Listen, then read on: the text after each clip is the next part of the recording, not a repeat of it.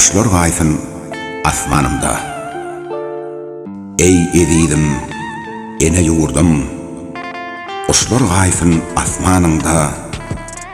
Aňyrsynna sen ýatansyň, goncumyň ussamyňda. Günler gelsin, günler geçsin, ak bulutlar qonsyn göçsün. Meýweleriň bullur oşsyn, göz güjeňläp wassanymda. Dayhanlaryň çeksin azap, gaýdyp gelsin qadim ansap. Meydanlarda joýa ýasap, ýagmyr ýagsyn islenimde.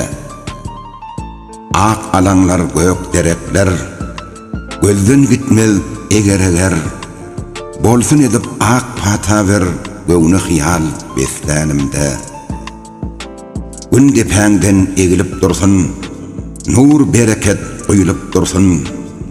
Ene mehriň duýulyp dursun, ýazan ýaljak destanymda. Barlygynda belen sussum, wasfyň edýän bastır. Saňa söýgüýüm mukaddesdir, arzumda, ahlasymda. Ak çalgalar yüzüň ýugor, dağlar gökden ak süýdemer. Ruhu golla, güýç kuwat ber, takdir bizi gyssanynda.